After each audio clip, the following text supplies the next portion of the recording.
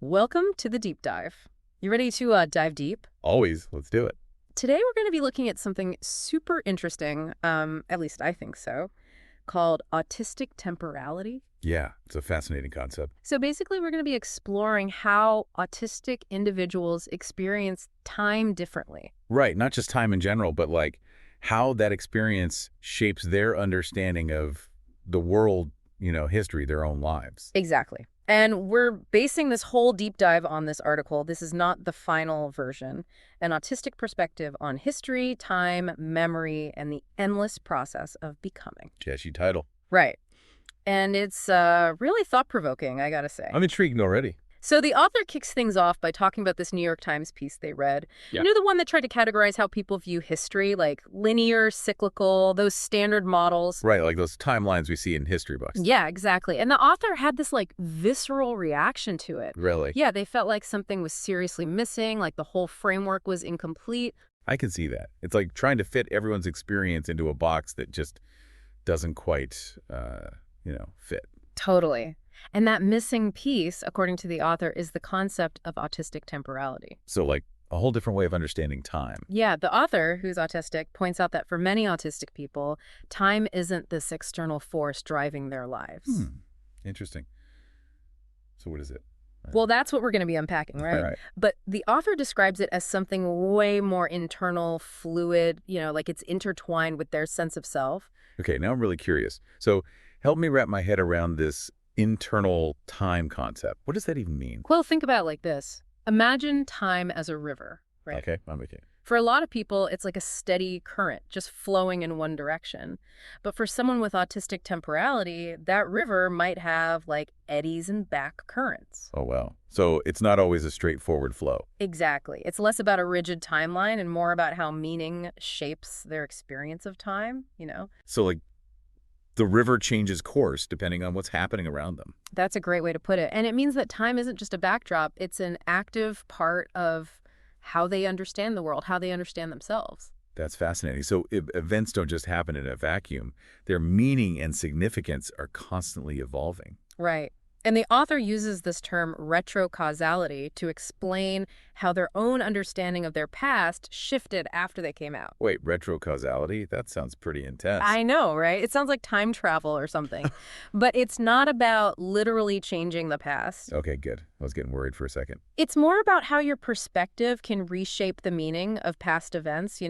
Like discovering a new piece of information about a historical event can totally change how you understand it. Ah, that makes more sense. So it's not time travel. It's just about realizing that history is constantly being rewritten as we learn new things and our perspectives change. Exactly. It's all about how our understanding of the present can impact how we view the past. But how does that tie into this idea of time being internal? Well, the author talks about how autistic individuals often process experiences in a way that allows for this constant reinterpretation. They call it gestalt. Schalt, okay. Break that down for me a bit. What does that even mean? So think of a mosaic, right? Each little piece contributes to the overall picture. Okay, yeah, I get that. With gestalt, the patterns of the mosaic kind of shift as you add new pieces. New information doesn't just get added to the timeline, it can reshape the whole picture. Whoa. So for someone experiencing autistic temporality, understanding isn't about adding to linear timeline. It's about this holistic integration of experiences into a constantly evolving understanding of their life. You got it. And, it just makes you think about how differently we might approach education or even just listening to people's stories. Right. What if we took a more, I don't know, gestalt approach to history? Instead of just memorizing dates and battles, what if we focused on those connections and ripple effects? Exactly. It would completely change how we understand the past and honestly, maybe even ourselves. But hold on, I'm still kind of grappling with this whole gestalt thing. Yeah, it's a lot to unpack, right? Not how does that actually work in practice? Yeah. Can you give me an example of how someone with a gestalt approach might learn something new? So imagine you're learning a new skill, like playing an instrument. Someone with a gestalt approach might try to grasp the whole skill at once, get a feel for the overall melody before focusing on individual notes. Oh, I see. So it's like learning a song by listening to the whole thing first, instead of picking it apart note by note. Exactly. And that kind of thinking can be super helpful for certain things like, I don't know, creative problem solving or understanding complex systems. It's like seeing the forest for the trees. Right. You're getting the big picture first and then figuring out how the details fit in. You got it. And it highlights how differently our brains can approach learning and understanding. It also makes me think about how we can support people who learn differently. Totally. Like, how can we create learning environments that are inclusive and cater to different ways of thinking? Such a good question. And speaking of different ways of thinking, where does something like flow state fit into all of this? The author mentions that a lot, and I'm really curious how it connects to autistic temporality. Yeah. Flow state. You know that feeling when you're so engrossed in something that time just seems to disappear? Totally. Like when I'm editing audio for this show, I can completely lose track of time. Exactly. And for the author, they describe flow state as almost like their default mode of being. Their default, really. Yeah. Remember, for them, time isn't this rigid external ruler, but something deeply connected to meaning and personal engagement. So when they're totally absorbed in something, time just melts away because they're so present in that moment. Precisely. And that brings us to a really powerful example the author uses. Their own transition experience. They don't describe it as a before and after, but as a return, like a moment where their internal and external realities finally aligned. Wow, that's a beautiful way to put it. Instead of becoming someone new, they're becoming who they always were. It's like all the pieces of their mosaic finally clicking into place. And it circles back to this idea of time being a function of coherence.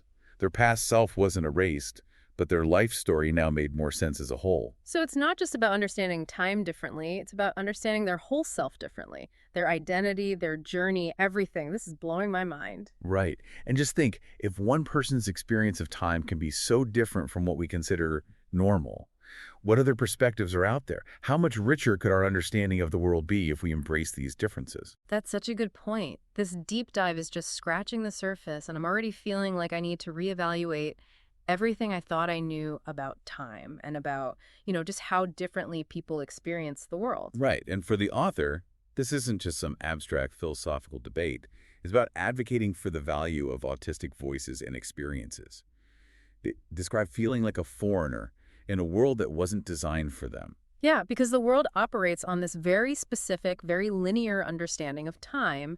And if you don't fit into that mold, it can be really isolating. Exactly. And that's why it's so important to listen to these stories, to understand these different perspectives, and to create a world where everyone feels seen and valued. Couldn't agree more. But before we get too deep into that, let's just take a moment to let all of this sink in. Yeah, there's a lot to process here. I'm already thinking about how this might impact everything from how we teach history to how we design workplaces. But we'll have to save that for next time. Definitely. We've just scratched the surface of autistic temporality, and there's still so much more to explore. Okay, so before the break, we were talking about how the author feels like a foreigner in a world that wasn't really made for their way of experiencing time. It made me think about, like how this perspective fits into a world that's so obsessed with productivity, with achievement. Like, time is money, right? Yeah, that's a really interesting point, and it's something that the author actually grapples with in the article. But talk about how autistic individuals often feel at odds with that kind of worldview. It's like everyone's playing by a different set of rules. Exactly, like they're speaking a different language. Yeah. And that can create a lot of friction. It's like everyone else is playing one game with a set of rules, but they're playing a different game entirely and being told they're doing it wrong. So how do we even start to bridge that gap? I mean, where do we even begin? Right, it's a big question. And I think the author really hits on something important when they talk about how autistic children are often labeled as deficient or disordered just because they don't conform to, like neurotypical expectations. Yeah, it's like we try to squeeze everyone into the same mold, even when it doesn't fit. Exactly. And it's a good reminder that different doesn't have to mean wrong. Totally. Like, we need to embrace neurodiversity and recognize that there are all these different ways of thinking and experiencing the world, and they all bring something valuable to the table. 100%. Okay, so we're talking about different games, different languages even. But how does all of this connect back to our understanding of history? I mean, the author seems to be pushing us to rethink how we approach history through this lens of autistic temporality. Right. Like, instead of just memorizing dates and names, what if we tried to understand history through this more fluid, more interconnected way of experiencing time? Exactly. What if we focused more on the connections, the ripple effects, the way events resonate across time, Hmm. like how does something that happened 100 years ago still affect us today? Whoa, that's deep. So it's less about memorizing those fixed points in time and more about understanding the deeper web of relationships and motivations. You got it. The author even suggests that retrocausality could play a role in how we understand history. Wait, hold on. Retrocausality again. Are we saying that our understanding of the present could actually change how we interpret the past? Because that sounds kind of like, I don't know, rewriting history, doesn't it? Not rewriting, more like reinterpreting. Think about it like new discoveries or even just shifting societal values. They can totally influence how we view historical events. Okay, I'm starting to see what you mean. So it's not that history itself changes, but our lens for interpreting it that's constantly evolving. Precisely. And now imagine applying that to, like, a larger scale. Hmm. How differently might we understand, I don't know, like historical figures or movements or even conflicts, especially if we embrace this idea of time as fluid, dynamic. Yeah, we might uncover all sorts of things that we would have missed if we just stuck to that strict linear timeline. It's like suddenly we can see the whole forest, not just the individual trees. That's a perfect analogy. And it really highlights how this perspective of autistic temporality could enrich our understanding of the past, Yeah. and maybe even help us to understand who we are today. Because honestly, how we view the past shapes how we view the present, right? 100%. So it's not that traditional history is wrong or anything. It's just maybe it's incomplete. Exactly. And by incorporating the perspective of autistic temporality, we could get a fuller picture of the past and, maybe even gain some new insights into the human experience as a whole. It's like adding a whole new dimension to how we understand the world. I love it. But before we go down that rabbit hole too far, let's bring back this idea of Gestalt thinking. Oh, yeah, good point.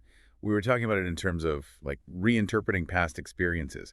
But how does it connect to understanding history on a broader scale? Like if someone naturally thinks in gestalts, how would they approach learning about history, which is usually presented as just this series of events, dates, facts? Well, instead of building understanding brick by brick, they might see the whole building first and then figure out how those individual bricks fit together. Like grasping the big picture first. I love that. And that makes total sense if you think about it. I mean, history is all about context and connections, right? Right. But it also makes you wonder, what challenges might autistic individuals face in traditional learning environments? The ones that really emphasize that linear, step-by-step instruction. It's like imagine trying to explain a complex recipe to someone who sees cooking as an art form, not just a set of instructions. Exactly.